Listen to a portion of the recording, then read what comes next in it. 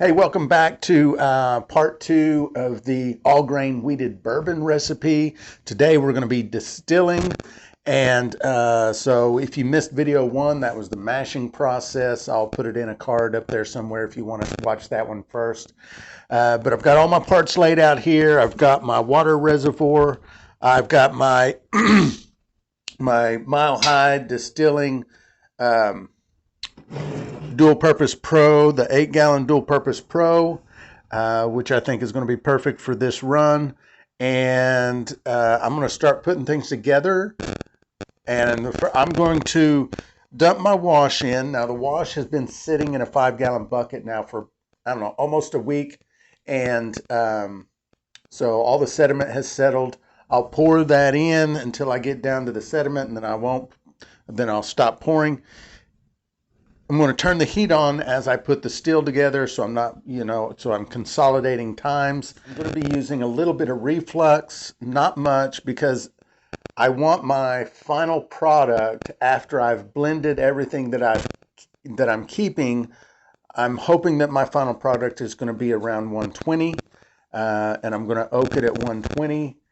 So that's my goal. We'll see how close I get. Okay, so we've got the rig all put together, and the water is full, or the reservoir is full of water. The pump is running, so I can make sure we don't have any leaks in our connections. The temperature is rising. I've double checked all of my connections, make sure they're good and snug so that we're not fighting leaks when everything starts cooking off. And we're almost there. We're up to 150 right now, so it's starting to get a couple of little drips right there, but the runs still really hadn't started just yet. But if you have any questions about the process that I'm using to run this wheated bourbon, or if you have any questions about the Mile High 8-gallon copper Dual Purpose Pro, let me know. Put them down in the comments. I'd be happy to answer them if I can. And I'm going to be collecting in pint jars. I got about 4 gallons in there. Almost 5 gallons, I think, in the still. I didn't quite get the 6 gallons, which you never really do, and that's fine, unless you have a press or some way to really squeeze out every last bit of liquid, but I don't worry about that. So, yeah, we're on our way.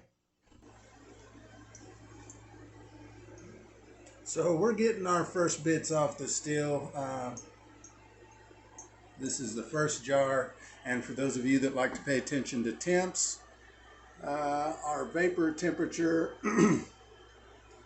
looks like about 172, and our pot temperature about 191 looks like.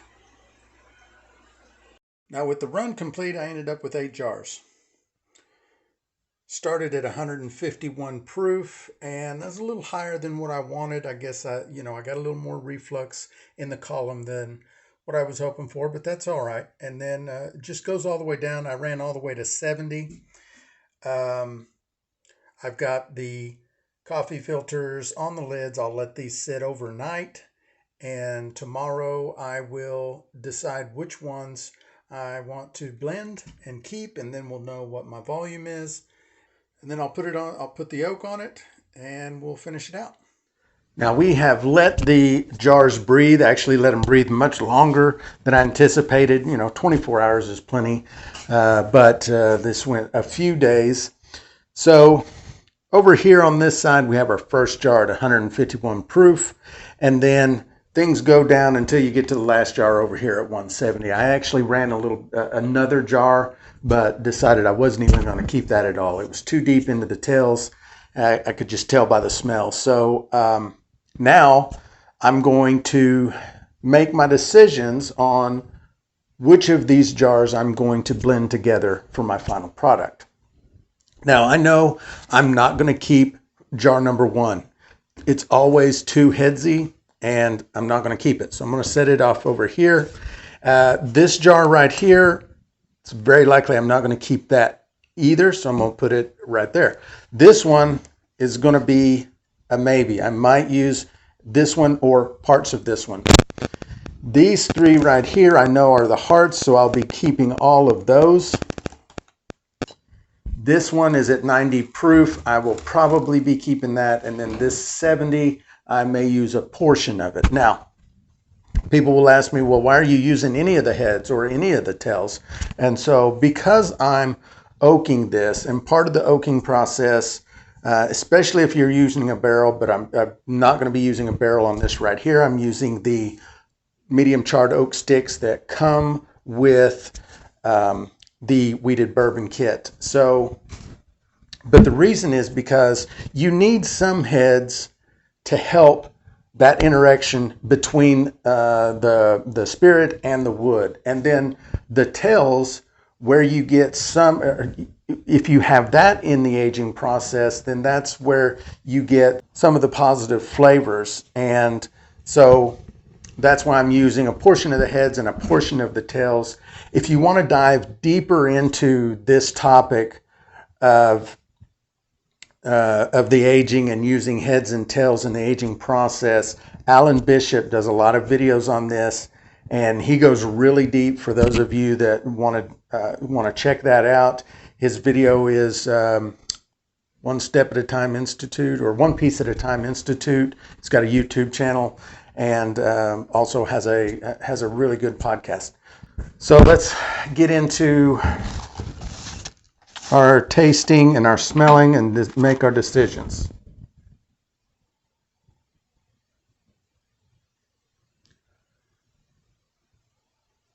So these are obviously a portion of the tails, but it's not that really nasty kind of tails yet. You can certainly smell the corn in those tails right there.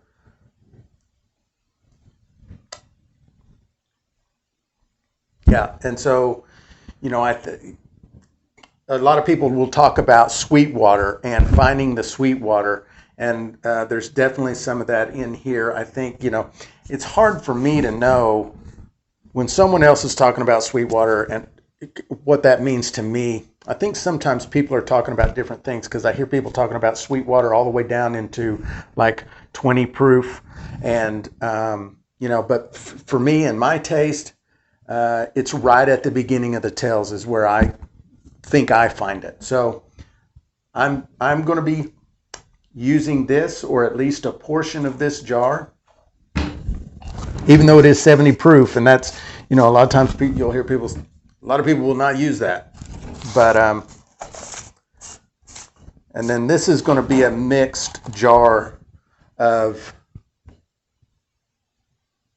hearts and tails. The roof is being bombarded by walnuts.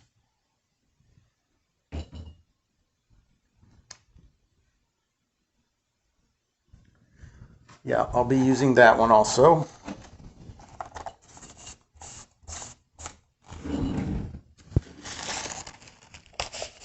And these three jars right here, I'm sure I'm going to use. I don't even really have to taste them just by smelling. I know I'm going to use them, and so I'm not even going to taste these, because you know, the more tasting you do, the more numb your palate becomes. So I'm going to skip this jar because I already know. I'm going to double check this last jar, or actually the first jar of hearts. Yeah, okay.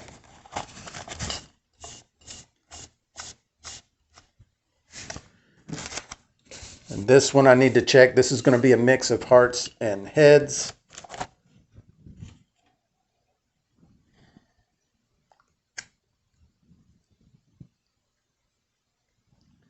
Definitely getting, you know, more alcohol, 150 proof here. So getting stronger. And this one, I may or may not keep any of it. Or probably not keep any of it. Yeah, and that's getting into that nail polish remover type of smell. Yeah. Yeah. Not going to keep that one. So if I'm not keeping that one, I know I'm not going to keep this one. So these two are out. This one is out. These are definitely in, and these two are, wait a minute. No, this one I am keeping, I'm going to keep a portion of this one. And this one is in. So these two are, I will blend all four of these first, taste them, see what they're like, and then I'll make decisions here. So I'm going to blend all of these together right now.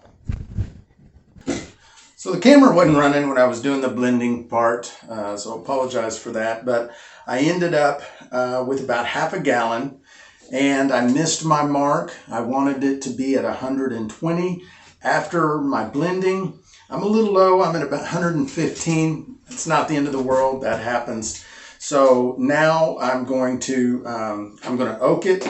If you notice, I don't know if you can tell, it is a little bit cloudy, and I'm not worried about that either, because after the aging process, I will do what's called a cold filtering, and we'll clear all that up. So don't worry about that cloudiness. It's because I've included, like I said, some portion of the tails so that I can get some of those, some of the flavors that I can't get unless I add some of the tails. So we'll do a cold filter on this, and that's kind of a double whammy. Everything in this hobby is a trade-off. Every decision is a trade-off. You gain something and you lose something. And so when we do the cold filter, we'll clear it up so that it'll be pretty, but we'll lose a little bit of that flavor that we gained by using some of the tails. But so a little bit of a trade. The kit comes with 2 medium charred oak pieces, and I'm going to put them both in there, although you could just use one if you wanted. But I'm going to drop them both in there. I had, the other day, soaked those with water because I was going to do this the other day and then didn't, so they dried back out. But they were already soaked. So I'm going to open this up, or close this up. I'm going to give it a little shake, and then we're going to let it set. And video part 3 is going to be the aging process. So we'll track the aging process. This is going to take somewhere between 6 to 9 weeks is where my preferences usually fall. So check out part 3.